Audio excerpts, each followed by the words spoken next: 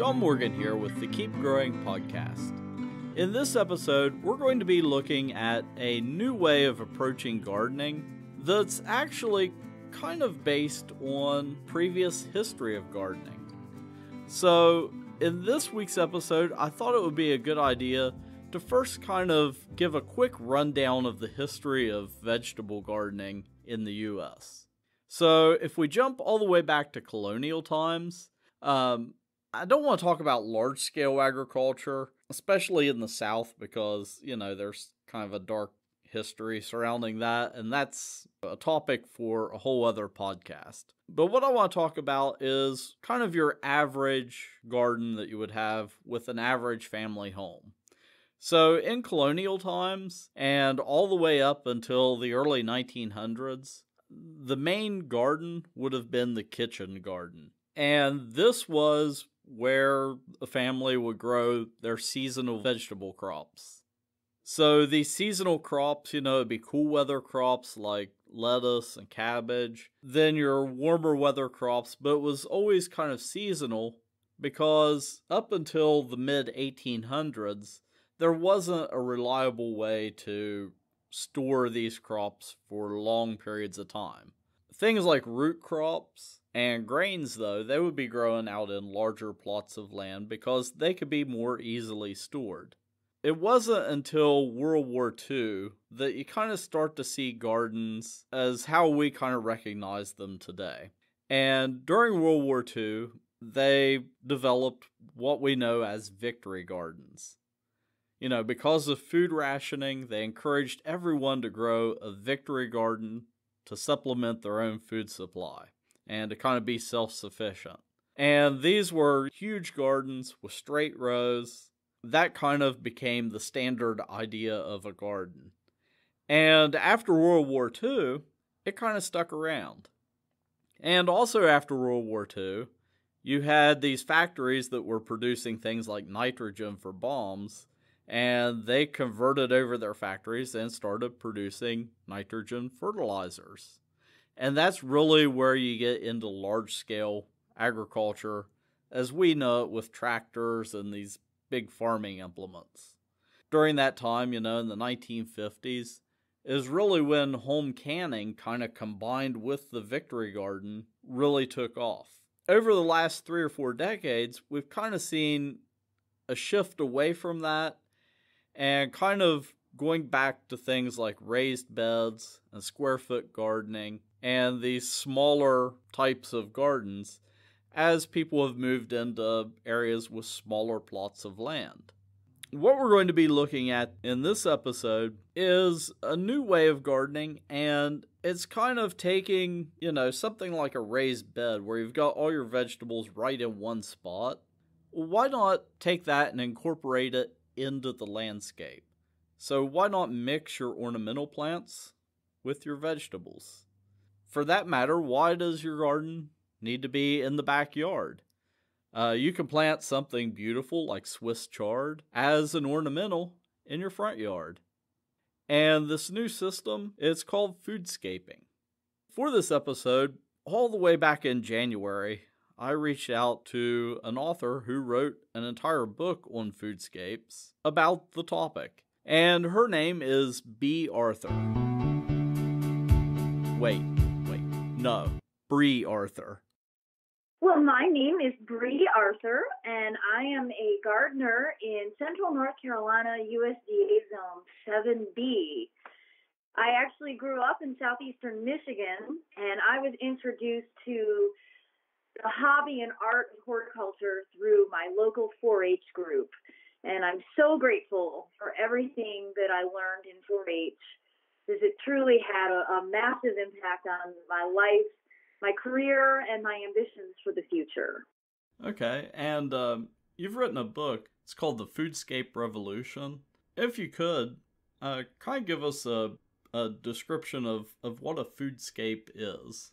Absolutely. So foodscaping is simply just the integration of edibles in an ornamental space, including landscapes and containers. And really, it's just a fancy word for a long time style very well described in the writings of Rosalind Creasy, a dear friend and mentor of mine, who's written 23 books on the subject of edible landscaping. The whole point of writing the book, The Foodscape Revolution, was to share my journey as a home gardener dealing with restrictive covenants from my homeowner association.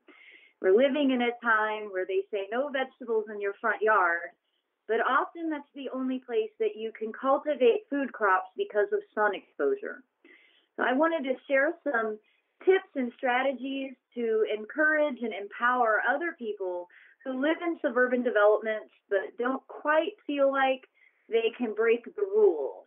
And foodscaping really enables people to essentially hide their vegetables in plain sight by incorporating them with all of the flowering shrubs and trees and perennials that people are already used to seeing.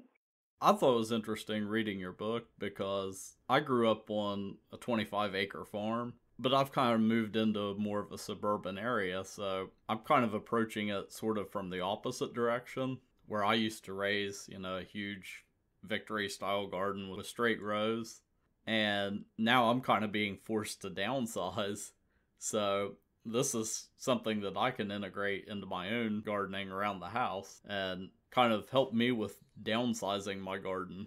I am so thrilled to hear you say that. And that's really, what I hope people will discover from reading the book are the opportunities that your existing landscape offers. And, we do come from an agrarian society, so our tendency is to pretend that we're farmers. But the bottom line is, when you're living in a subdivision and you don't have equipment, you're not a farmer, you're a home gardener. And you don't have to plant in straight lines because you're not relying on a tractor to do the work for you. You can be more creative in how you incorporate vegetables in open areas of mulch space. That means you're harnessing the power of space that's already being managed. Something else that I really thought was neat is how you can also sort of use edibles as companion plantings. I know I saw recently on your YouTube channel that you kind of used garlic along with planting your tulip bulbs to help fight, moles and voles. So that's another aspect, is that you can kind of bring in edible plants alongside ornamentals as a companion plant. Absolutely. And, that's a really important point, because edibles offer, a tremendous amount of sustainability for native pollinators. They will typically flower at different times than your ornamentals. And from an ecosystem services perspective, edible plants really do deserve to be right there alongside with your native plants and your ornamentals. And in saying that, it's also really important to recognize that edibles don't have a tremendous amount of biological diversity. And what that means is typically Americans are really only growing edibles from 4 plant families. The Solanaceae family, which is your nightshade, Fabaceae, which are your beans, your legumes, Brassicaceae, which are all of these cool season crops, and Amaranthaceae, oddly enough, because Swiss chard has become so wildly popular as an ornamental edible. But when you segregate those plants into an isolated area, you've created a monoculture. And monocultures are problematic whether it's 48 square feet in a raised bed or 4,000 consecutive acres, basically putting a big exclamation point for insects and diseases. So when you intersperse your edibles within your biologically diverse range of landscape plants, you're actually going to help increase, basically beneficial insects that will come in and combat problem insects and ultimately reduce your disease pressure. By kind of mixing in these plants and using this method, you can improve the soil around your house. That's such an important thing to focus some time and energy on. And I think soil science is the great missing link between, landscapes and even home gardening practices. And crop rotations and utilizing grains and legumes to, improve soil structure and naturally add nutrients. These are all practical solutions that have been utilized by agronomic communities for centuries. and are for some reason missing in our home gardening practices. And I hope to be able to inspire and shed some light on how you can apply those ideas to your home landscape without seeming like a crazy person. Yeah, I know. This past year, I've always grown grains as a cover crop, but I attempted to grow some spring wheat, and it was kind of a failed experiment for me in that I didn't actually get a harvest from it. And part of that was because I left for vacation like right when it needed to be harvested. But it was excellent to mow down and then till into the soil. And I can't wait to replant that section this year with something else and see what that's done to the soil. You know, since I started really concentrating on growing grains, not only growing them in mass, like what you would imagine a farmer's field would be, but, you know, related to a residential landscape, but also as clumps, so they mimic an ornamental grass, I have seen an incredible improvement in my soil. And, you know, one of my methodologies with growing grains is, you know, I first look at them going into spaces where I have compacted soil, because their fibrous roots can dig down 36 inches deep and really improve that soil structure. They scavenge for deep nutrients and actually bring nitrogen and potassium back up to the surface to make available for the other plants around them. Then I harvest just the seed, and I mow their biomass back in place and use that organic matter to build my soil for the next season. And now, going in my fourth year of doing this, I'm not having to rely on off-site substrates to improve my soil. I'm actually growing my own biomass and using it in place, and it's a far more sustainable approach to gardening, and it's made an incredible impact in reducing my need to irrigate and add fertilizer. It's also strengthened my plant's ability to grow strong and develop their own resistance to, you know, common diseases and insect infestations. So it all starts with healthy soil. And this idea of growing grains, you know, to help improve your soil is a really inexpensive, easy solution for a problem that most home gardeners face, especially those of us living in new developments where the ground is heavily compacted from all of the equipment that has run through in the process of building your neighborhood. Talking about grains, I know you're working on a book on grains. Could you kind of give us a kind of a preview of it? Absolutely. I am known online as the crazy grain lady, and it really has captured my attention in a way that I never would have anticipated. But I'm going to focus on 6 major cereal grains and the opportunities they can provide as home garden landscape plants. So I'm featuring 3 cool season crops, barley, oats, and wheat, and 3 warm season crops, corn, sorghum, and rice.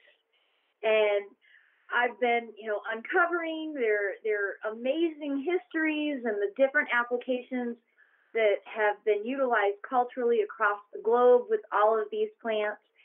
And then, you know, trying to really dissect practical ideas that home gardeners can take from this. And, you know, from containers to, you know, dynamic foundation landscapes to property borders, all of these seasonal grains offer an incredible amount of beauty, ecosystem services, and, you know, edible components that are really outside of the box.